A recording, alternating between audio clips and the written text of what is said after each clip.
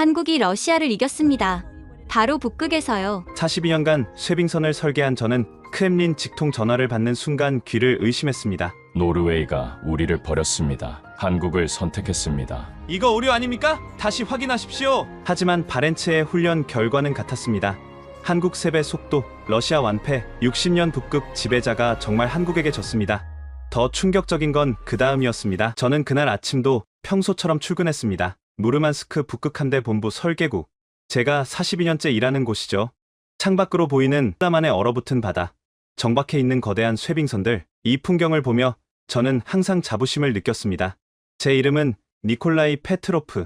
1983년 레닌그라드 조선대학을 졸업하고 곧바로 이곳에 배치되었습니다.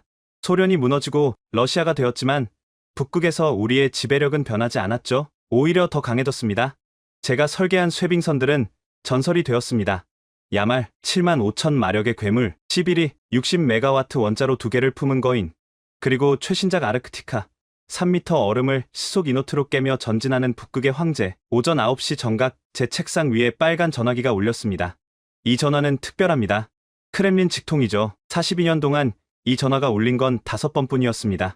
니콜라이 페트로비치, 세르게이 쿠즈네초프 북극함대 사령관의 목소리였습니다. 평소와 달리 떨리는 목소리였죠. 네, 사령관 동지, 지금 즉시 모스크바로 와야 하오. 헬기를 보냈소. 무슨 일입니까? 침묵이 흘렀습니다. 그리고 그가 말했죠.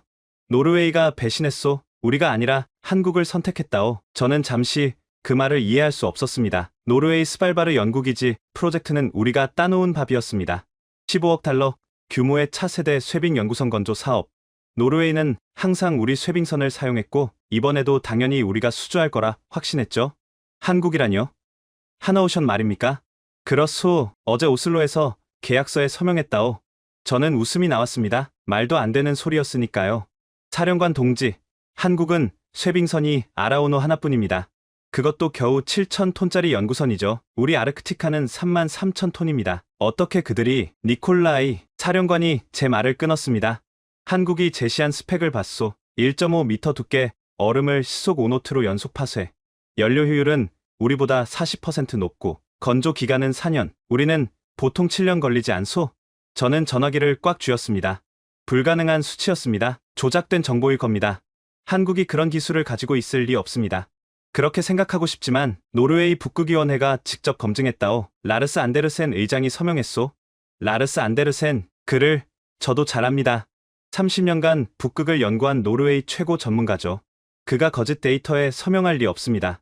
헬기가 도착했습니다. 모스크바까지 4시간. 그동안 저는 계속 생각했습니다. 어떻게 이런 일이 가능한가? 우리가 뭘 놓친 것인가? 모스크바 국방부 지하 회의실, 이미 20명 정도가 모여 있었습니다. 북극 전략을 담당하는 핵심 인사들이었죠. 모두의 표정이 어두웠습니다. 크린의 하나오션의 쇄빙선 설계도가 떴습니다. 제가 처음 보는 방식이었습니다. 선체 구조, 쇄빙날의 각도, 엔진 배치, 모든 게 우리와 달랐습니다. 이게 가능한가? 니콜라이? 국방부 차관이 물었습니다. 저는 설계도를 자세히 들여다봤습니다. 그리고 인정할 수밖에 없었죠. 이론적으로는 가능합니다. 하지만 실제로 만들려면 우리가 모르는 기술이 있어야 합니다. 그때 정보국 대령이 일어났습니다. 한 달 전 그린란드에서 있었던 일을 아십니까? 덴마크 연구팀 73명이 빙산에 고립되었을 때 우리 쇄빙선 로모노소프가 구조 작전에 실패했습니다. 얼음이 너무 두꺼웠죠. 그런데 한국 아라오노가 나타나서 불가능해 보이는 루트를 개척했고 전원을 구조했습니다. 저는 그 소식을 들었던 기억이 났습니다. 그때는 운이 좋았다고 생각했죠. 그게 운이 아니었다는 말입니까? 네, 우리가 입수한 영상입니다. 화면이 바뀌었습니다. 아라오노가 얼음을 깨며 전진하는 모습이었습니다. 하지만 뭔가 이상했죠. 움직임이 달랐습니다. 단순히 밀어붙이는 게 아니라 마치 얼음의 약점을 정확히 알고 있는 것처럼 효율적으로 움직였습니다. 저들이 개발한 신기술입니다. 인공지능을 이용한 최적 경로 탐색 시스템이라고 합니다. 저는 주먹을 쥐었습니다. 42년 동안 저는 쇄빙선 설계의 정점에 있다고 믿었습니다. 하지만 한국은 우리가 생각지도 못한 방향으로 발전하고 있었던 겁니다. 회의가 끝나고 사령관이 저를 따로 불렀습니다. 니콜라이, 다음 달 바렌츠에서 국제합동훈련이 있소. 한국도 참가한다오. 그들의 신형 쇄빙선을 직접 볼 기회요. 가겠습니다. 우리의 자존심이 걸린 문제요. 러시아가 북극의 주인이라는 걸 증명해야 하오. 저는 고개를 끄덕였습니다. 하지만 처음으로 불안감이 엄습했죠. 정말 우리가 여전히 북극의 주인일까? 그날 밤 저는 무르만스크로 돌아오는 비행기 안에서 잠들 수 없었습니다. 창밖으로 보이는 시베리아의 끝없는 설원. 우리가 지배한다고 믿었던 이 땅이 갑자기 낯설게 느껴졌습니다. 42년, 제 인생 전부를 바친 시간. 그 시간이 한순간에 무의미해질 수도 있다는 생각에 등골이 서늘해졌습니다. 한 달이 지났습니다. 저는 무르만스크 설계국에서 밤낮 없이 한국 쇄빙선 자료를 분석했습니다. 러시아 정보국이 입수한 데이터는 충격적이었죠. 하나오션이 개발 중인 차세대 쇄빙 연구선 K-아이스브레이커 1. 12,000톤급, 길이 120m. 우리 기준으로는 중형 쇄빙선입니다. 하지만 성능 수치는 대형 쇄빙선을 능가했죠. 말도 안 돼. 저는 수십 번 같은 말을 반복했습니다. 책상 위에는 K-아이스브레이커 1의 추진 시스템 분석 보고서가 펼쳐져 있었습니다. 아지포드 추진기 3개, 각각 7.5메가와트, 총 출력은 22.5메가와트. 우리 11위의 절반 수준입니다. 하지만 쇄빙 능력은 오히려 더 뛰어났습니다. 어떻게 이게 가능한가? 답은 선체 설계에 있었습니다. 한국은 전혀 새로운 개념을 도입했더군요. 더블 액팅 선체, 앞으로도 뒤로도 똑같이 쇄빙이 가능한 구조였습니다. 게다가 선체 표면에 특수 코팅을 했다고 합니다. 얼음과의 마찰을 최소화하는 나노 기술이라는데 우리는 그런 기술 자체를 모르고 있었죠. 젊은 엔지니어 알렉세이가 제 방문을 두드렸습니다. 국장님, 이거 보셔야 합니다. 그가 가져온 건 위성 사진이었습니다. 거제도 하나오션 조선소, 거대한 도크에서 뭔가를 건조하고 있었죠. 이게 K-아이스브레이커 1입니까? 네, 그런데 이상한 게 있습니다. 건조 속도가 너무 빠릅니다. 알렉세이가 시간대별 사진을 펼쳤습니다. 석 달 전 용골 거치, 2달 전 선체 중간부 완성, 1달 전 상부 구조물 설치. 우리 기준으로는 불가능한 속도였습니다. 블록 건조 방식을 극도로 발전시킨 것 같습니다. 레고 블록처럼 미리 만든 부분을 조립하는 거죠. 우리는 아직도 전통적인 방식을 고수하는데, 저는 알렉세이의 말을 끊었습니다. 그게 문제가 아니야. 쇄빙선은 일반 선박과 다르다고. 극한의 압력을 견뎌야 해. 블록 조립으로는 그런 강도를 낼 수 없어. 저도 그렇게 생각했습니다. 하지만 알렉세이가 또 다른 문서를 내밀었습니다. 한국 포스코가 개발한 특수강철에 관한 보고서였죠. 극지용 특수강 K-스틸 500, 영하 60도에서도 강도를 유지하고 일반 강철보다 30% 가볍다고 합니다. 10년 전부터 개발해왔대요. 10년. 저는 그 숫자에 놀랐습니다. 한국이 10년 전부터 북극을 준비했다는 뜻이었으니까요. 그때 전화가 울렸습니다. 세르게이였죠. 니콜라이, 더 큰 문제가 생겼소. 뭡니까? 캐나다가 한국과 손잡았소. 5척의 쇄빙선을 한국에서 건조하기로 했다오. 저는 수화기를 놓을 뻔했습니다. 캐나다는 미국 다음으로 큰 북극 연안국입니다. 그들이 러시아 대신 한국을 선택했다는 건 그뿐이 아니오. 덴마크도 한국과 협상 중이라는 정보가 있소. 그린란드 구조 작전 이후로 한국을 주목하고 있다오. 저는 창밖을 바라봤습니다. 항구에 정박한 우리 쇄빙선들이 갑자기 낡고 무거워 보였죠. 다음날 저는 상트페테르부르크로 갔습니다. 크릴로프 국립연구센터, 러시아 조선 기술의 심장부입니다. 거기서 충격적인 사실을 알게 되었죠. 연구소장 이반 볼코프가 저를 특별 연구실로 안내했습니다. 니콜라이, 이건 극비입니다. 우리도 한국 기술을 연구하고 있소. 연구실에는 젊은 연구원들이 컴퓨터 시뮬레이션을 돌리고 있었습니다. 화면에는 한국 쇄빙선의 3D 모델이 있었죠. 뭔가 발견한 게 있습니까? 이반이 한숨을 쉬었습니다. 있소. 하지만 믿고 싶지 않은 사실이오. 그가 시뮬레이션을 실행시켰습니다. 한국 쇄빙선과 우리 아르크티카가 같은 두께의 얼음을 깨는 장면이었죠. 보시오. 한국 쇄빙선은 얼음을 깨는 게 아니라 자르는 겁니다. 선수 부분에 특별한 장치가 있어요. 고압 워터젯 시스템, 얼음에 미세한 균열을 만든 다음 깨는 거죠. 저는 화면을 뚫어지게 쳐다봤습니다. 단순하면서도 천재적인 아이디어였습니다. 우리는 왜 이걸 생각하지 못했습니까? 우리는 항상 힘으로 밀어붙이는 방식만 고집했으니까요. 더 큰 엔진, 더 두꺼운 선체. 하지만 한국은 달랐소. 그들은 효율을 추구했어요. 이반이 또 다른 데이터를 보여줬습니다. 한국은 남극에서 30년간 데이터를 축적했소. 세종기지, 장보고기지. 거기서 얻은 경험을 북극에 적용한 거요. 우리는 남극을 무시했지만 한국은 남극을 실험실로 활용했소. 저는 갑자기 두려워졌습니다. 우리가 자만하는 동안 한국은 조용히 준비해왔던 겁니다. 이반, 우리가 따라잡을 수 있겠습니까? 그가 고개를 저었습니다. 최소 5년은 걸릴 겁니다. 하지만 한국은 멈춰있지 않겠죠. 이미 K-아이스브레이커 2, 3를 계획하고 있다는 정보가 있소. 저는 무거운 마음으로 연구센터를 나왔습니다. 상트페테르부르크에 네바강이 얼어있었죠. 300년 전 표트르 대제가 이곳에서 러시아 해군을 창설했습니다. 그리고 우리는 북극의 지배자가 되었죠. 하지만 이제 그 왕좌가 흔들리고 있었습니다. 작은 나라 한국이 우리의 자리를 넘보고 있었죠. 그날 밤 저는 호텔에서 한국 뉴스를 찾아봤습니다. 하나오션 최성태 회장의 인터뷰가 있었습니다. 북극은 인류의 마지막 프론티어입니다. 한국은 그곳에서 새로운 가능성을 찾을 겁니다. 경쟁이 아닌 협력으로, 파괴가 아닌 지속 가능한 개발로, 협력. 그 단어가 머릿속에 맴돌았습니다. 우리는 항상 북극을 독점하려 했죠. 하지만 한국은 공유를 말하고 있었습니다. 혹시 우리가 틀렸던 걸까요? 북극을 지배하려는 우리의 접근 방식 자체가 잘못된 걸까요? 하지만 저는 곧 그런 생각을 털어냈습니다. 러시아는 북극의 주인입니다. 앞으로도 그래야 합니다. 단지 잠시 뒤처진 것뿐이라고 저는 스스로를 위로했죠. 약속된 그날이 왔습니다. 바렌츠의 국제합동훈련의 날이 밝았습니다. 북위 75도, 스발바르제도 북쪽 200km 지점, 영하 38도의 강풍이 불고 있었죠. 저는 우리의 자존심, 원자력 쇄빙선 11위에 타고 있었습니다. 60메가와트 원자로 2개, 배수량 33,000톤, 북극의 절대 강자였죠. 출항 전날 밤 11위의 장교 식당에서는 자신감이 넘쳤습니다. 내일이 기다려집니다. 부함장 블라디미르 크루글로프가 보드카 잔을 들며 말했습니다. 한국 장난감이 우리 11위 앞에서 어떤 꼴을 보일지? 젊은 항해사 파벨이 웃었습니다. 인터넷에서 봤는데 한국 쇄빙선은 우리 11위의 3분의 1 크기래요. 어떻게 비교가 되겠습니까? 저는 아무 말도 하지 않았습니다. 하지만 불안감이 엄습했죠. 폴란드 시연의 데이터를 봤으니까요.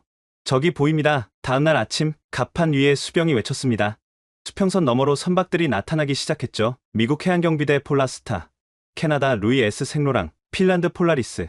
그리고 저게 한국 쇄빙선입니까? 11위의 함장 막심 그리고로프가 쌍안경을 내려놓으며 물었습니다. 흰색 선체의 태극 마크, K 아이스브레이커 1이었습니다. 실물로 보니 예상보다 작았죠. 우리 11위의 3분의 1 크기였습니다. 저런 장난감이 우리를 이겼다고요? 그리고로프 함장이 비웃었습니다. 저도 안심이 되었죠. 실제로 보니 별것 아닌 것 같았습니다. 하지만 자세히 보니 뭔가 달랐습니다. 선체 라인이 유선형이었고 표면이 거울처럼 매끈했죠. 무엇보다 선수 부분의 각도가 독특했습니다. 기존 쇄빙선과는 완전히 다른 설계였죠. 훈련, 지휘관이 무선으로 브리핑을 시작했습니다. 노르웨이 해군 준장이었죠. 오늘 훈련은 실전을 가정합니다. 2m 두께 단연빙을 통과하여 가상의 조난선을 구조하는 시나리오입니다. 각국은 최선을 다해주시기 바랍니다. 훈련 구역에는 거대한 빙판이 펼쳐져 있었습니다. 위성 측정 결과 평균 두께 2.3m. 일반 쇄빙선으로는 불가능한 두께였죠. 우리가 먼저 갑시다. 그리고 로프 함장이 명령했습니다. 11위가 천천히 전진하기 시작했죠. 함교에는 긴장감이 흘렀습니다.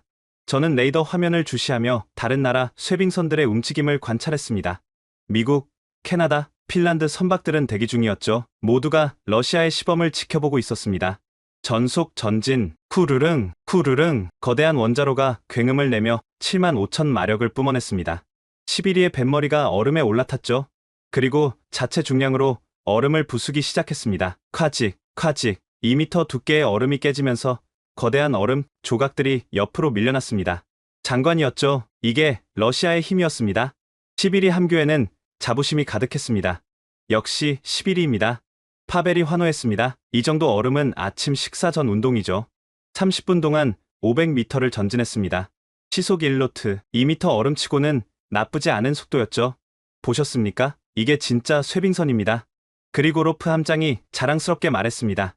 다음은 미국 폴라스타의 차례였습니다. 붉은 선체의 폴라스타가 전진하기 시작했죠. 디젤 엔진의 굉음이 바다를 울렸습니다. 하지만 300m를 가는데 35분이 걸렸습니다. 우리보다 느렸죠. 보십시오. 미국도 우리를 못 따라옵니다. 크루글로프 부함장이 득이양양했습니다. 캐나다 루이 생로랑은 더 고전했습니다. 400m를 40분, 중간에 후진했다가 다시 돌진하는 램밍 방식을 써야 했죠. 핀란드 폴라리스는 의외로 선전했습니다. 450m를 32분, 하지만 여전히 우리보다는 못했죠. 이제 한국 차례군요. 저는 쌍안경을 들었습니다. K 아이스브레이커 1이 천천히 빙판에 접근하고 있었죠. 그런데 이상한 일이 일어났습니다. 배가 갑자기 180도 회전했습니다. 뭐 하는 거지? 함교의 모든 사람이 의아해했습니다. 선미부터 얼음에 접근하기 시작했습니다. 역방향 쇄빙. 저도 이론적으로만 알던 방식이었죠. 겁먹었나 봅니다. 정면으로는 못 뚫으니까 거꾸로 하는 거죠. 파벨이 비웃었습니다. 하지만 저는 알았습니다. 더블 액팅 선체, 앞뒤 모두 쇄빙이 가능한 설계였죠. 그때였습니다. K 아이스 브레이커 1의 선미에서 물줄기가 뿜어져 나왔습니다. 고압 워터젯이었죠. 얼음 표면에 십자 모양의 선이 그어졌습니다. 저게 뭐야? 크루글로프가 놀랐습니다. 그리고 배가 후진하기 시작했습니다. 콱콱콱콱 믿을 수 없는 일이 일어났습니다. 2m 얼음이 마치 두부처럼 잘려나갔죠. 깨끗하게, 정확하게, 러시아 방식처럼 얼음을 부수는 게 아니라 칼로 자르듯 깔끔하게 절단했습니다. 함교가 조용해졌습니다. 자신만만하던 분위기가 싸늘하게 식었죠. 속도를 측정해 제가 소리쳤습니다. 시속 3노트입니다. 아니, 3.5 노트. 우리보다 3배 빠른 속도였습니다. 게다가 소음도 훨씬 적었죠. 11위가 괴물처럼 으르렁거렸다면 K 아이스 브레이커 1은 조용히 얼음을 잘라내고 있었습니다. 이건 불가능해. 그리고 로프 함장의 얼굴이 창백해졌습니다. 10분이 지났습니다. K 아이스 브레이커 1은 벌써 100m를 돌파했죠. 우리가 30분 걸린 거리를 3분의 1 시간에? 저건 속임수야. 얼음이 약한 곳을 미리 알고 있었을 거야. 파벨이 억지를 부렸습니다. 하지만 진짜 충격은 그 다음이었습니다. K 아이스 브레이커 1이 다시 180도 회전했습니다. 이번엔 정방향으로 전진하기 시작했죠. 방금 잘라놓은 얼음 틈새를 따라 빠르게 나아갔습니다. 그때 한국 쇄빙선에서 무언가 날아올랐습니다. 드론이다. 열대의 드론이 편대를 이루어 날아올랐습니다. 각기 다른 고도로 흩어지더니 얼음 위를 스캔하기 시작했죠. 저는 망원경으로 드론을 자세히 봤습니다. 여러 상 카메라, 레이저 스캐너, 초음파 센서가 장착되어 있었죠. 저걸로 뭘 하는 거지? 크루글로프가 물었습니다. 잠시 후 알게 되었습니다. K 아이스 브레이커 1의 함교의 거대한 홀로그램 지도가 떠올랐습니다. 우리 11위에서도 보일 정도로 선명했죠. 빨간색, 주황색, 노란색, 초록색으로 표시된 얼음 지도였습니다. 얼음 두께를 실시간으로 분석하고 있는 겁니다. 제가 설명했습니다. 빨간색이 가장 두꺼운 곳, 초록색이 가장 얇은 곳이겠죠? K 아이스 브레이커 1은 마치 미로를 아는 것처럼 정확한 경로를 따라 움직였습니다. 불필요한 쇄빙을 최소화하고 가장 효율적인 루트를 개척했죠. 전기에서 각국의 반응이 들려왔습니다. 믿을 수 없군. 저게 가능한가? 미국 폴라스타의 선장이었습니다. 우리도 드론은 있지만 저런 통합 시스템은 캐나다 선장이 말을 이었습니다. 핀란드도 비슷한 걸 개발 중이지만 아직 실험 단계입니다. 한국이 먼저 실용화했군요. 핀란드 선장의 목소리에 부러움이 묻어났습니다. 15분 만에 500m를 돌파했습니다. 절반의 시간이었죠. 11위 함교는 무덤처럼 조용했습니다. 아무도 말을 하지 않았죠. 자부심이 무너지는 소리가 들리는 것 같았습니다. 아직 끝난 게 아닙니다. 그리고 로프 함장이 억지로 목소리를 높였습니다. 진짜 실력은 더 두꺼운 얼음에서 나타납니다. 3m, 4m 얼음에서는 우리가. 하지만 그의 목소리에는 확신이 없었습니다. 1시간 후 결과가 발표되었습니다. 1위 대한민국 2.3km 돌파, 2위 러시아 0.8km, 3위 핀란드 0.65km, 4위 캐나다 0.6km, 5위 미국 0.55km. 저는 귀를 의심했습니다. 우리가 3배 차이로 졌다고요? 그것도 우리보다 3분의 1 크기인 배에게? 무전기로 노르웨이 준장이 말했습니다. 모든 참가국 수고하셨습니다.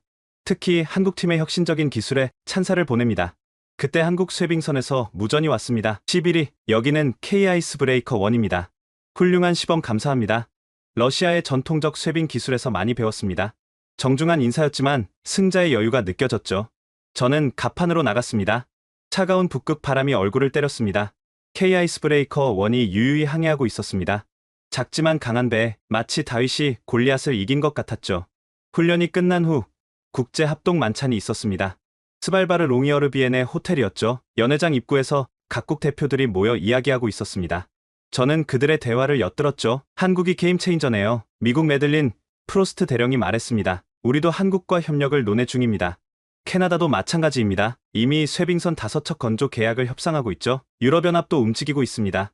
한국 기술 도입을 진지하게 검토 중이에요. 모두가 한국을 중심으로 이야기하고 있었습니다. 러시아는 소외되고 있었죠. 저는 한국팀을 찾았습니다. K 아이스 브레이커 1의 선장이 한국인이 아니라 노르웨이인이라는 게 의외였죠. 하지만 기술 책임자는 한국인이었습니다. 강혜진이라는 이름이었죠. 어떻게 그런 성능이 가능합니까? 제가 단도직입적으로 물었습니다. 강혜진 팀장이 미소를 지었습니다.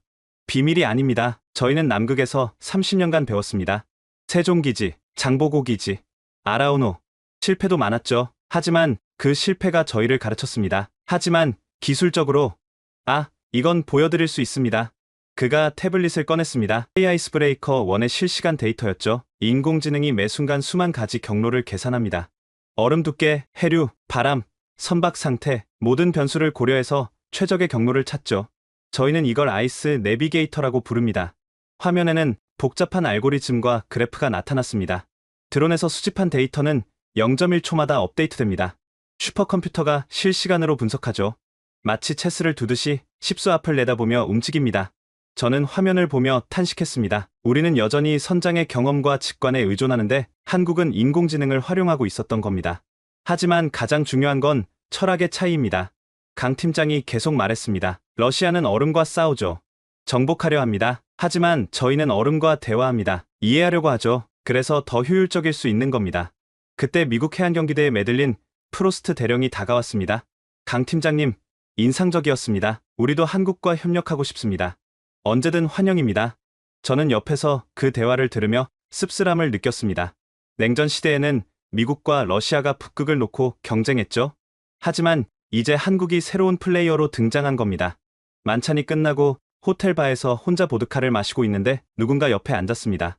놀랍게도 강해진 팀장이었죠. 니콜라이 국장님이시죠? 존경합니다. 아르크티카 설계는 정말 대단한 작품입니다. 이제는 구시대 유물이 되었군요. 제가 씁쓸하게 말했습니다. 그렇지 않습니다. 저희가 만든 건 작은 연구선입니다.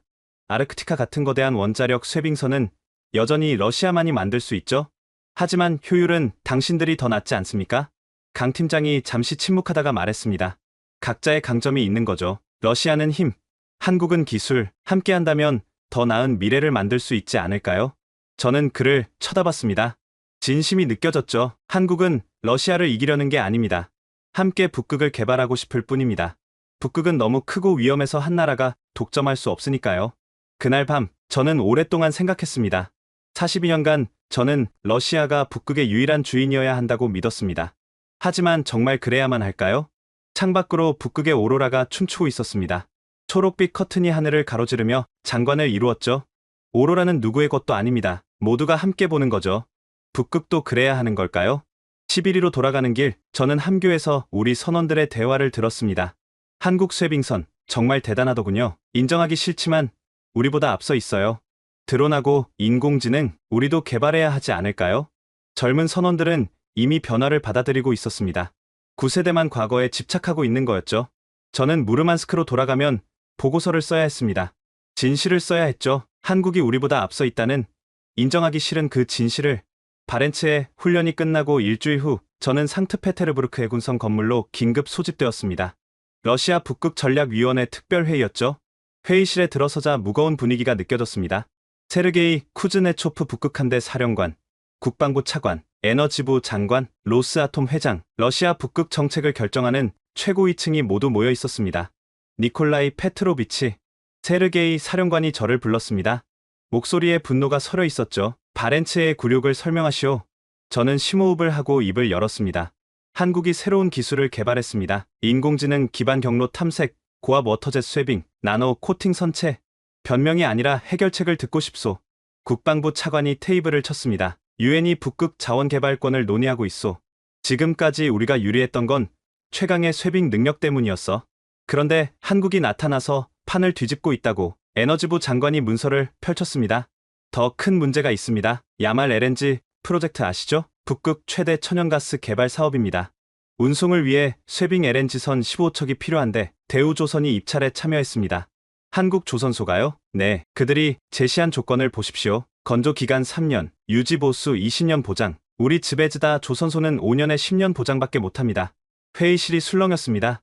그때 젊은 목소리가 들렸습니다. 저는 한국에서 배워야 한다고 생각합니다. 모두가 돌아봤습니다. 말한 사람은 드미트리 사도브니코프. 35살의 젊은 엔지니어였죠. 상트페테르부르크 크릴로프 연구센터의 신예였습니다. 무슨 말을 하는 거요? 세르게이 사령관이 눈을 부라렸습니다. 드미트리는 주눅들지 않고 계속했습니다. 저는 한국 기술을 석 달간 분석했습니다. 그들이 우리보다 뛰어난 건 사실입니다. 부정한다고 달라질 건 없습니다. 배워서 따라잡아야죠. 자존심도 없는가? 자존심으로 얼음을 깰 수 있습니까? 드미트리가 노트북을 열었습니다. 보십시오. 한국은 2014년 아라오노 북극 고립 사건 이후 국가적 프로젝트를 시작했습니다. 10년간 500억 달러를 투자했죠. 산학연이 하나가 되어 기술을 개발했습니다. 화면에 한국의 극지 연구 조직도가 나타났습니다. 극지연구소, 한국해양과학기술원, 하나오션, 대우조선, 포스코, 삼성중공업. 반면 우리는 어떻습니까? 각 기관이 따로 놉니다. 해군은 해군대로, 로스아톰은 로스아톰대로, 은 가스프롬대로. 협력이 없습니다. 내 놈이 뭘 안다고 로스아톰 회장이 화를 냈습니다. 하지만 드미트리는 멈추지 않았습니다. 알렉산드르 네브스키가 뭐라고 했습니까? 적에게서도 배울 줄 알아야 한다. 한국은 적이 아니라 잠재적 파트너입니다. 저는 드미트리를 보며 놀랐습니다. 젊은 세대는 다르게 생각하는군요. 니콜라이, 당신 생각은 어떠소? 세르게이 사령관이 제게 물었습니다. 저는 잠시 고민하다가 입을 열었습니다. 인정하기 싫지만 드미트리 말이 맞습니다. 한국 기술은 이미 우리를 앞섰습니다. 계속 부정하면 격차는 더 벌어질 뿐입니다. 그래서 두 가지 선택이 있습니다. 첫째, 5년간 집중 투자해서 따라잡기. 하지만 그동안 한국도 발전하겠죠. 둘째, 저는 말을 멈췄습니다. 두 번째 선택은 러시아인으로서 말하기 어려운 것이었으니까요. 말하시오. 협력입니다. 한국과 기술 협력을 하는 겁니다. 회의실이 조용해졌습니다. 국방부 차관이 먼저 입을 열었습니다. 러시아가 한국에 손을 벌리자는 겁니까? 손을 벌리는 게 아니라 손을 잡는 겁니다. 우리는 60년간 축적한 북극 운항 데이터가 있습니다. 한국은 그게 필요하죠. 거래를 하는 겁니다. 에너지부 장관이 고개를 끄덕였습니다. 일리가 있습니다. 북극 자원 개발은 한 나라가 독점하기엔 너무 큽니다. 협력이 필요하죠. 하지만 세르게이 사령관은 단호했습니다. 안 됩니다. 북극은 러시아의 미래입니다. 양보할 수 없습니다. 회의는 결론 없이 끝났습니다. 하지만 변화의 조짐은 분명했죠. 젊은 세대는 이미 다르게 생각하고 있었습니다. 회의가 끝난 후 드미트리가 제게 다가왔습니다. 국장님, 감사합니다. 지지해 주셔서 용기 있는 발언이었어. 하지만 조심해야 해. 9세대는 쉽게 변하지 않아. 드미트리가 미소 지었습니다. 하지만 시대는 변하고 있습니다. 국장님도 아시잖습니까? 한국과 협력하는 게 답이라는 걸. 저는 고개를 끄덕였습니다. 42년간의 자존심이 무너지는 순간이었지만 진실은 인정해야 했습니다. 그날 밤 저는 상트페테르부르크의 네바강을 따라 걸었습니다. 표트르 대제 동상이 달빛에 빛나고 있었죠. 300년 전 표트르 대제는 서유럽의 앞선 기술을 배우기 위해 직접 네덜란드 조선소에서 일했습니다. 황제가 목수 노릇을 한 거죠. 자존심을 버리고 배움을 선택한 겁니다. 그 결과 러시아는 해양 강국이 되었습니다. 역사는 반복되는 걸까요? 이제 우리가 배워야 할 차례인 걸까요? 하지만 한국에서 배운다? 42년간 쇠빙선 설계의 정점에 있던 제가 자존심이 허락하지 않았습니다. 하지만 동시에 알고 있었죠. 자존심만으로는 미래를 만들 수 없다는 걸. 한 달 후 저는 극동으로 날아갔습니다. 블라디보스토크 즈베즈다 조선소. 러시아 극동 조선업의 심장부였죠. 야말 LNG 프로젝트의 쇠빙 LNG선을 건조하는 곳이었습니다. 조선소에 도착했을 때 예상치 못한 광경이 펼쳐졌습니다. 한국인 기술자들이 있었던 겁니다. 무슨 일입니까? 제가 조선소장 빅토르 체르노프에게 물었습니다. 아, 니콜라이, 설명이 필요하겠군요. 삼성중공업과 기술 자문 계약을 맺었습니다. 뭐라고요? 선택의 여지가 없었어요. 야말 프로젝트 납기를 맞추려면 그들의 도움이 필요했습니다. 저는 믿을 수 없었습니다. 러시아가 한국의 기술 자문을 받는다니. 빅토르가 저를 도크로 안내했습니다. 거대한 LNG선이 건조 중이었죠. 크틱 LNG 운반선, 17만 톤급 거대한 배였습니다. 보십시오. 한국 기술자들이 가져온 모듈 공법입니다. 선체가 블록 단위로 조립되고 있었습니다. 각 블록은 이미 배관과 전선까지 설치된 상태였죠. 공기가 40% 단축됐습니다. 비용도 30% 절감됐고요. 그때 한국인 기술자 한 명이 다가왔습니다. 놀랍게도 제가 아는 얼굴이었죠. 니콜라이 국장님? 당신은 김태섭? 20년 전 무르만스크에 연수 왔던 한국 엔지니어였습니다. 당시 저는 그에게 러시아 쇠빙선 기술을 가르쳤죠. 신참 엔지니어였던 그가 이제는 삼성중공업 극지선박 부문 상무가 되어 있었습니다. 오랜만입니다. 스승님, 김태섭이 러시아어로 인사했습니다. 20년 전처럼 정중했죠. 여기서 뭘 하고 있습니까? 러시아 조선소를 돕고 있습니다. 스승님께 배운 것을 되돌려드리는 거죠. 아이러니했습니다. 제자가 스승을 가르치러 온 격이었으니까요. 김태섭이 저를 사무실로 안내했습니다. 차 한잔 하시죠. 20년 전처럼요. 우리는 마주 앉았습니다. 20년 전 무르만스크의 제 사무실에서처럼. 니콜라이 국장님, 저는 아직도 그때를 기억합니다. 국장님이 말씀하셨죠. 쇠빙선은 단순한 배가 아니다. 인류의 새로운 영토를 여는 열쇠다라고. 저는 고개를 끄덕였습니다. 그 말씀이 제 인생을 바꿨습니다. 한국으로 돌아가서 극지 전문가가 되기로 결심했죠. 그래서 한국이 이렇게 발전한 겁니까? 김태섭이 고개를 저었습니다. 아닙니다. 한국은 실패해서 배웠습니다. 2014년 아라오노가 북극에서 고립됐을 때 우리는 무력함을 느꼈습니다. 러시아 쇄빙선의 도움을 기다릴 수밖에 없었죠. 그는 창밖을 바라봤습니다. 그때 깨달았습니다. 의존해서는 안 된다고, 우리 힘으로 해내야 한다고. 그래서 10년간 죽어라 연구했습니다. 하지만 어떻게 그렇게 빨리? 국장님께 배운 기초가 있었으니까요. 러시아 기술을 토대로 우리만의 길을 찾은 겁니다. 김태섭이 노트북을 열었습니다. 이걸 보십시오. 한국형 쇄빙선 개발 프로젝트입니다. 화면에는 상세한 개발 과정이 나와 있었습니다. 2014년부터 2024년까지 10년간의 여정이었죠. 처음 3년은 실패의 연속이었습니다. 하지만 포기하지 않았죠. 대통령이 직접 나서서 지원했습니다. 극진은 한국의 미래라고. 저는 부끄러웠습니다. 러시아는 과거의 영광에 안주하고 있었는데 한국은 미래를 준비하고 있었던 겁니다. 니콜라이 국장님, 김태섭이 진지하게 말했습니다. 한국과 러시아가 협력하면 어떨까요? 러시아의 경험과 한국의 기술이 만난다면 진정한 극지 시대를 열 수 있습니다. 하지만 러시아 정부가 변할 겁니다. 이미 변하고 있고요. 제가 여기 있는 것만 봐도 그렇지 않습니까? 그때 빅토르 소장이 들어왔습니다. 니콜라이, 드미트리가 왔네. 자네를 찾더군. 드미트리 사도브니코프. 상트페테르부르크 회의에서 한국과의 협력을 주장했던 젊은 엔지니어였죠. 국장님, 찾아뵙고 싶었습니다. 중요한 소식이 있습니다. 드미트리가 흥분된 표정으로 말했습니다. 크렘린에서 결정이 났습니다. 한국과 북극 기술 협력을 논의하기로 했습니다. 비공식적이지만요. 저는 놀랐습니다. 세르게이 사령관이 그렇게 반대했는데 푸틴 대통령이 직접 지시했다고 합니다. 북극 개발은 대립이 아닌 협력으로 가야 한다고. 김태섭이 미소 지었습니다. 좋은 소식이네요. 한국 정부도 환영할 겁니다. 그날 저녁 우리는 블라디보스토크 항구가 보이는 레스토랑에서 저녁을 먹었습니다.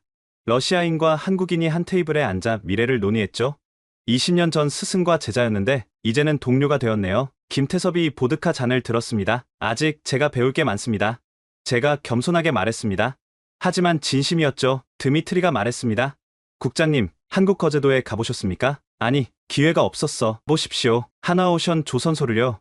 그곳에서 미래를 볼 수 있을 겁니다. 김태섭이 덧붙였습니다. 제가 주선해드리겠습니다. 강혜진 팀장을 만나보세요. 이 아이스 브레이커를 설계한 천재입니다. 저는 망설였습니다. 러시아 쇄빙선 설계국장이 한국 조선소를 방문한다. 하지만 호기심이 자존심을 이겼습니다. 좋습니다. 가보겠습니다. 그날 밤 블라디보스토크의 불빛이 바다에 반사되어 반짝였습니다. 태평양 너머 한국이 있었죠. 42년 전 저는 소련 해군 장교로서 이 항구에 처음 왔었습니다. 그때 한국은 작고 가난한 나라였죠. 하지만 이제는 달랐습니다. 한국은 러시아가 배워야 할 나라가 되었습니다. 시대가 변한 겁니다. 그리고 저도 변해야 했습니다. 2달 후 저는 부산 김해공항에 도착했습니다. 생애 첫 한국 방문이었죠. 공항은 현대적이고 효율적이었습니다. 모든 안내가 한국어, 영어, 중국어, 일본어로 되어 있었고 놀랍게도 러시아어도 있었습니다. 김태섭이 마중 나와 있었습니다. 환영합니다. 국장님, 거제도까지는 차로 1시간 반 정도입니다. 거가대교를 건너며 저는 감탄했습니다. 8km가 넘는 해상 교량이었죠. 러시아에는 이런 규모의 해상 교량이 없었습니다. 이 다리를 만드는 기술이 쇄빙선 건조에도 적용됩니다. 김태섭이 설명했습니다. 극한 환경에서의 구조물 건설? 그게 핵심이죠. 하나오션 거제조선소에 도착했을 때 그 규모에 압도됐습니다. 축구장 400개 크기, 동시에 수십 척을 건조할 수 있는 도크들, 높이 100m가 넘는 골리앗 크레인들. 정문에서 강혜진 팀장이 기다리고 있었습니다. 니콜라이 국장님, 뵙게 되어 영광입니다. 아르크티카 설계 논문을 대학 때 교재로 공부했습니다. 젊은 엔지니어가 저를 존경한다니 기분이 묘했습니다. 강 팀장이 저를 특별 전망대로 안내했습니다. 조선소 전체가 한눈에 보이는 곳이었죠. 저기 보이는 게 K-아이스 브레이커 2입니다. 원보다 30% 성능이 향상됐죠. 거대한 하얀 선체가 도크에 웅장하게 서 있었습니다. 아름다웠죠. 기능미가 느껴지는 디자인이었습니다. 설계 철학을 들려주시겠습니까? 제가 물었습니다. 강 팀장이 미소 지었습니다. 물같이 되는 겁니다. 물같이요? 노자가 말했죠. 물은 가장 부드럽지만 가장 강한 것을 뚫는다고. 얼음과 싸우지 않고 얼음을 이해하고 얼음과 함께 가는 겁니다. 동양 철학을 쇄빙선에 적용하다니 신선한 충격이었습니다.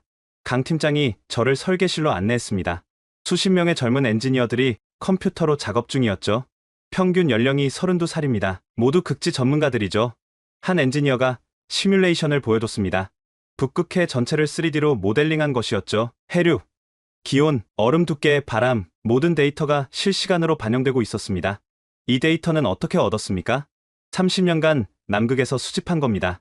세종기지, 장보고기지, 아라우노, 그리고 강 팀장이 잠시 멈췄습니다. 러시아 자료도 참고했습니다. 공개된 논문들이요. 국장님 논문도 많이 읽었습니다. 제 연구가 한국 쇄빙선 개발에 도움이 되었다니 복잡한 심정이었죠. 그때 최성태 회장이 들어왔습니다. 한화그룹의 수장이자 한화오션의 회장이었죠. 니콜라이 국장님, 멀리서 오셨습니다. 최 회장은 유창한 영어로 인사했습니다. 저희 아버님도 엔지니어셨습니다. 6.25 전쟁 후 폐허에서 한국 산업을 일으킨 세대죠. 무에서 유를 창조하는 법을 배웠습니다. 최 회장이 창밖을 가리켰습니다. 50년 전 이곳은 작은 어촌이었습니다. 이제는 세계 최대 조선소가 됐죠. 불가능은 없습니다. 의지만 있다면요. 점심은 조선소 구내식당에서 먹었습니다. 놀랍게도 최 회장도 직원들과 같은 식당을 썼죠. 평등이 창의성을 낳습니다. 최 회장이 설명했습니다. 식사를 하며 강 팀장이 물었습니다. 국장님, 러시아와 한국이 협력한다면 어떤 일이 가능할까요? 저는 잠시 생각했습니다. 북극 항로를 완전히 열 수 있을 겁니다. 수에즈 운하를 대체하는 새로운 실크로드를요. 그 이상도 가능합니다. 강 팀장이 태블릿을 꺼냈습니다. 북극 해저 자원 개발입니다. 석유, 가스, 히토류, 인류 100년을 먹여 살릴 자원이 북극 바다 밑에 있습니다. 하지만 환경 문제가 그래서 더욱 협력이 필요한 겁니다. 깨끗하고 안전한 개발, 한국의 친환경 기술과 러시아의 극지 경험이 만난다면 가능합니다. 오후에는 실제 건조 현장을 둘러봤습니다. K-아이스브레이커 2의 내부로 들어갔죠. 브릿지는 미래 그 자체였습니다. 360도 파노라마 스크린, 홀로그램 해도, 인공지능 항해 시스템, 이게 아이스 내비게이터입니다. 강 팀장이 시스템을 작동시켰습니다. 북극해가 홀로그램으로 나타났죠. 빨간색은 두꺼운 얼음, 파란색은 얇은 얼음. 최적 경로가 초록선으로 표시됐습니다. 딥러닝으로 매일 더 똑똑해집니다. 실수에서 배우고 성공을 기억하고 엔진룸도 인상적이었습니다. 하이브리드 시스템이었죠. 디젤과 전기를 상황에 따라 전환합니다. 얼음이 없을 때는 전기로, 쇄빙할 때는 디젤로. 연료를 40% 절약합니다. 저는 감탄할 수밖에 없었습니다. 모든 것이 효율적이고 혁신적이었죠. 견학이 끝난 후 강 팀장이 작은 기념품을 건넸습니다. 아이스 브레이커의 모형이었죠. 국장님의 아르크티카가 저희에게 영감을 줬습니다. 이제 저희가 국장님께 영감을 드릴 수 있기를 바랍니다. 저는 그 모형을 받아들며 말했습니다. 강 팀장님, 솔직히 말씀드릴게요. 한국이 이렇게 앞서 있을 줄 몰랐습니다. 제 자존심이 많이 상했죠. 그러실 필요 없습니다. 저희도 국장님처럼 42년 경험이 있었다면 다르게 접근했을 겁니다. 저희는 경험이 없었기에 새로운 길을 찾아야 했습니다. 하지만 결과적으로 더 나은 길을 찾았지 않습니까? 강 팀장이 고개를 저었습니다. 다른 길입니다. 러시아에는 러시아의 길이, 한국에는 한국의 길이 있죠. 함께 간다면 더 좋은 길을 만들 수 있을 겁니다. 그날 저녁, 저는 부산의 호텔에서 혼자 생각에 잠겼습니다. 창밖으로 부산항의 불빛이 보였죠. 컨테이너선들이 쉴 새 없이 드나들고 있었습니다. 42년 전 저는 소련이 세계 최강국이라고 믿었습니다. 쇄빙선 기술에서만큼은 절대적이라고 확신했죠. 하지만 세상은 변했습니다. 작은 나라 한국이 거대한 러시아를 뛰어넘었습니다. 자존심이 상합니까? 네, 상합니다. 하지만 동시에 희망도 보입니다. 한국이 해냈다면 러시아도 다시 일어설 수 있습니다. 그리고 함께한다면 진정한 북극 시대를 열 수 있을 겁니다. 다음날 아침, 저는 강혜진 팀장에게 전화했습니다. 강 팀장님, 제안이 있습니다. 말씀하세요. 러시아 젊은 엔지니어들을 한국으로 연수 보내고 싶습니다. 20년 전 김태섭처럼요. 환영합니다. 저희도 러시아에서 배우고 싶습니다. 60년 북극 경험은 돈으로 살 수 없는 자산이니까요. 그럼 시작해봅시다. 작은 걸음이지만 미래를 향한 걸음을. 전화를 끊고 저는 K-아이스 브레이커 모형을 다시 봤습니다. 작지만 강한 배, 한국 그 자체였죠. 거제도에서 돌아온 지 석 달 후 저는 특별한 임무를 받았습니다. 북극점 국제과학기지에 보급품을 운송하는 작전이었죠. 러시아 원자력 쇄빙선 야말이 주도하고 각국 쇄빙선이 지원하는 연합작전이었습니다. 무르만스크 항구 야말에 승선하기 전 저는 참가 선박 명단을 확인했습니다. 미국 폴라스타, 캐나다 루이 생로랑, 그리고 한국 아라온2. 저는 놀랐습니다. 아라온의 후속선이 벌써 건조됐다는 말입니까? 네, 작년에 진수했습니다. 야말의 선장 아나톨리 소콜로프가 설명했습니다. 15,000톤급 아라온보다 2배 큽니다. K-아이스 브레이커의 기술이 적용됐다고 들었습니다. 출항 이틀째 북위 85도 지점에서 각국 쇄빙선이 합류했습니다. 아라온2가 수평선에 나타났을 때 저는 숨이 멎는 듯했죠. 유선형의 아름다운 선체, 깔끔한 디자인. 10년 전 투박했던 아라온과는 차원이 달랐습니다. 아라온2, 여기는 야말, 환영합니다. 야말, 여기는 아라온2, 함께하게 되어 영광입니다. 무선 통신에서 들려온 목소리가 익숙했습니다. 설마, 박도윤 선장입니다. 니콜라이 국장님 계신가요? 박도윤, 전 세종기지 월동대장. 강혜진 팀장이 말했던 그 전설적인 극지 전문가였습니다. 북극점까지 500km, 본격적인 쇄빙이 시작됐습니다. 3m가 넘는 단연빙이 앞을 가로막았죠. 야말이 선두에 섰습니다. 75,000마력의 괴력으로 얼음을 부수며 전진했죠. 하지만 속도는 시속 2노트. 더디고 힘겨웠습니다. 그때 박도윤 선장이 무선으로 제안했습니다. 야말, 제가 옆에서 보조하겠습니다. 투트랙 쇄빙법을 써보죠. 투트랙 쇄빙법, 이론으로만 알던 방식이었습니다. 두 쇄빙선이 나란히 가며 더 넓은 수로를 만드는 거죠. 시도해봅시다. 아라온2가 야말 옆으로 왔습니다. 두 배가 완벽한 간격을 유지하며 전진했죠. 놀라운 일이 일어났습니다. 쇄빙 속도가 2배로 빨라진 겁니다. 아라온2의 인공지능이 야말의 움직임을 실시간으로 분석하고 최적의 보조, 경로를 계산한 덕분이었죠. 훌륭합니다. 아라온2, 아나톨리 선장이 감탄했습니다. 사흘째 북극점까지 100km 지점에서 위기가 닥쳤습니다. 거대한 압력능선이 나타난 거죠.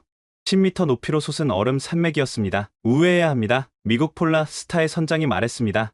시간이 너무 걸립니다. 보급품이 긴급합니다. 캐나다 선장이 반대했습니다. 그때 박도윤 선장이 나섰습니다. 제가 정찰하겠습니다. 아라온2에서 드론 편대가 날아올랐습니다. 10대의 드론이 압력능선을 스캔하기 시작했죠. 30분 후 박 선장이 브리핑을 했습니다. 약한 지점을 찾았습니다. 북서쪽 300m 지점. 폭 50m 구간의 얼음이 상대적으로 얇습니다. 화면에 3D 지도가 나타났습니다. 빨간색에서 파란색까지 얼음 두께가 색으로 표시됐죠. 하지만 그래도 5m가 넘습니다. 야말과 아라온2가 함께라면 가능합니다. 저는 헬기를 타고 상공에서 작전을 지켜봤습니다. 야말이 먼저 돌진했습니다. 거대한 선체가 얼음산에 부딪혔죠. 쩍쩍 갈라지는 소리가 하늘까지 들렸습니다. 뒤이어 아라온2가 같은 지점을 공략했습니다. 하지만 단순히 부딪히는 게 아니었죠. 선수의 워터젯이 작동하며 균열을 확대시켰습니다. 왕복 10번, 마침내 통로가 열렸습니다. 성공이다. 함성이 터져 나왔습니다. 러시아와 한국의 협력이 불가능을 가능으로 만든 순간이었죠. 북극점 도착, 세계 꼭대기, 북위 90도. 국제과학기지는 얼음 위에 세워진 임시 구조물이었습니다.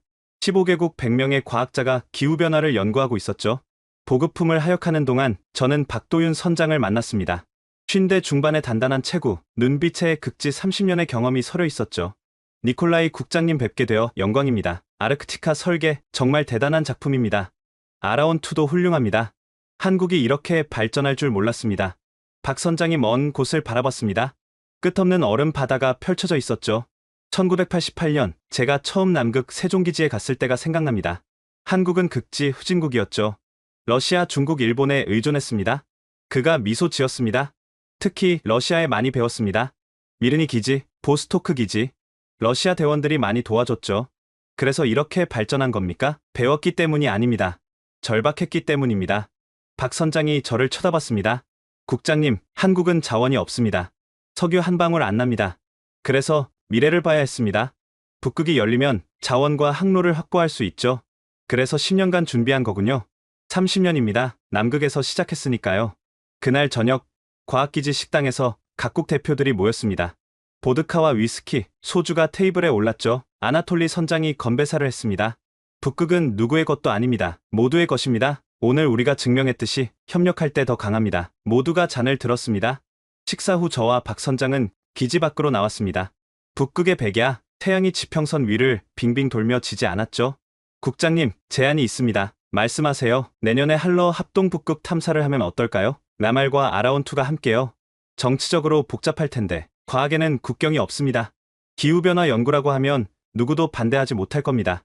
저는 고개를 끄덕였습니다. 시도해볼 만합니다. 모스크바에 건의하겠습니다. 박 선장이 손을 내밀었습니다. 국장님 같은 분이 러시아에 계셔서 다행입니다. 과거에 갇히지 않고 미래를 보는 분이니까요. 우리는 굳게 악수했습니다. 러시아와 한국 두 나라의 미래를 위한 악수였죠. 북극점에서 무르만스크로 돌아오는 길, 저는 야말 선교에서 많은 생각을 했습니다. 42년간 저는 러시아가 북극의 주인이어야 한다고 믿었습니다. 하지만 이제 알았죠. 북극은 너무 크고 너무 위험하고 너무 소중해서 한 나라가 독점할 수 없다는 걸. 한국은 적이 아니었습니다. 경쟁자도 아니었죠. 함께 북극을 개척할 동료였습니다. 북극점에서 돌아온 지 한 달 후 저는 크렘린으로 호출됐습니다. 대통령 직속 북극위원회 특별보고였죠. 회의실에는 최고위층이 모여 있었습니다. 대통령 비서실장, 총리, 국방장관, 에너지부 장관, 그리고 푸틴 대통령이 직접 참석했습니다. 니콜라이 페트로비치 대통령이 저를 불렀습니다. 날카로운 눈빛이었죠. 42년간 쇠빙선을 설계한 당신의 의견을 듣고 싶소. 러시아 북극 정책의 미래를 어떻게 봅니까? 저는 심호흡을 했습니다. 준비한 보고서를 펼쳤죠. 각하, 현실을 직시해야 합니다. 한국이 쇠빙선 기술에서 우리를 앞섰습니다. 회의실이 술렁였습니다. 대통령 앞에서 러시아의 열세를 인정하는 건 위험한 일이었죠. 계속하시오. 하지만 이건 끝이 아니라 시작입니다. 러시아에게는 60년 북극 경험이 있습니다. 데이터, 노하우, 인프라, 이건 돈으로 살 수 없는 자산입니다. 저는 화면을 띄웠습니다. 북극 지도였죠. 북극해는 지구 표면의 3%, 1400만 제곱킬로미터입니다. 석유 900억 배럴, 천연가스 47조 큐빅미터가 매장되어 있죠. 그건 알고 있소. 국방장관이 짜증스럽게 말했습니다. 제가 말씀드리고 싶은 건 이 거대한 자원을 러시아 혼자 개발할 수 없다는 겁니다. 무슨 뜻이오? 협력입니다. 한국과 손잡는 겁니다. 세르게이 사령관이 벌떡 일어났습니다. 니콜라이, 정신이 나갔소? 아닙니다. 정신이 든 겁니다. 저는 대통령을 똑바로 봤습니다. 각하, 냉전 시대는 끝났습니다. 21세기 북극은 대립이 아닌 협력의 바다가 되어야 합니다. 구체적으로 설명하시오. 푸틴 대통령이 말했습니다. 반대하지 않는다는 신호였죠. 한국은 기술과 자본이 있습니다. 러시아는 영토와 자원이 있죠. 한국 쇠빙선과 러시아 인프라를 결합하면 북극 항로를 완전히 상용화할 수 있습니다. 저는 다음 슬라이드를 넘겼습니다. 수에즈 운하 대비 40% 단축. 연간 물류비 1조 달러 절감. 러시아는 통행료만으로 연 1000억 달러를 벌 수 있습니다. 총리가 관심을 보였습니다. 하지만 미국이 가만히 있겠소? 미국도 한국과 협력하고 있습니다. 이미 판은 바뀌었습니다. 우리가 선택할 건 한국과 함께 갈지, 혼자 갈지뿐입니다. 저는 마지막 슬라이드를 보여줬습니다. 북극점에서 찍은 사진이었죠. 야말과 아라운2가 나란히 있는 모습. 이것이 미래입니다. 러시아와 한국이 함께하는 북극. 긴 침묵이 흘렀습니다. 푸틴 대통령이 입을 열었습니다. 니콜라이, 당신이 상간 러시아를 위해 일한 건 압니다. 그런 당신이 한국과의 협력을 주장하는 이유가 뭡니까? 자존심 때문입니다. 각하. 자존심? 네, 진짜 자존심은 고집이 아니라 인정입니다. 한국이 더 나은 걸 인정하고 배우고 함께 가는 것. 그게 진정한 강대국의 자존심입니다. 대통령이 미소를 지었습니다. 차가운 미소였지만 동의한다는 뜻이었죠. 좋소. 비공식 접촉을 시작하시오. 하지만 조건이 있소. 말씀하십시오. 러시아가 주도권을 가져야 하오. 협력은 하되 종속은 안 됩니다. 당연합니다. 회의가 끝난 후 세르게이 사령관이 저를 불렀습니다. 니콜라이, 당신이 옳았소. 시대가 변했어. 42년 만에 그에게서 인정받은 기분이었습니다. 일주일 후 저는 비밀리에 서울을 방문했습니다. 한국해양수산부 장관과의 비공식 회동이었죠. 러시아가 협력을 제안한다니 놀랍습니다. 장관이 말했습니다. 시대가 변했습니다. 러시아도 변해야죠. 조건이 있겠죠? 물론입니다. 러시아 영해 통과 시 러시아 쇠빙선 의무 사용, 수익의 30% 배분, 기술 공유 검토하겠습니다. 하지만 한국도 조건이 있습니다. 말씀하세요. 환경보호 최우선, 국제법 준수, 모든 정보 투명 공개. 저는 고개를 끄덕였습니다. 합리적인 조건이었죠. 그날 저녁 강혜진 팀장과 박도윤 선장을 다시 만났습니다. 남산이 보이는 레스토랑이었죠. 국장님이 큰 결단을 하셨네요. 박 선장이 말했습니다. 쉽지 않았습니다. 42년 신념을 바꾸는 건 하지만 옳은 결정입니다. 강 팀장이 소주를 따르며 말했습니다. 러시아와 한국이 함께하면 진짜 북극 시대가 열릴 겁니다. 우리는 건배했습니다. 미래를 위한 건배였죠. 석 달 후 모스크바 크렘린, 러시아와 한국은 북극 기술협력 협정을 체결했습니다. 공식 발표였죠. 전 세계가 놀랐습니다. 냉전의 상징이던 러시아와 신흥 강국 한국의 협력. 새로운 시대의 시작이었습니다. 저는 조인식을 지켜보며 생각했습니다. 42년 전 저는 소련 엔지니어로 시작했습니다. 러시아가 영원히 북극을 지배할 거라 믿었죠. 하지만 세상은 변했고 저도 변했습니다. 한국이 가르쳐준 건 기술만이 아니었습니다.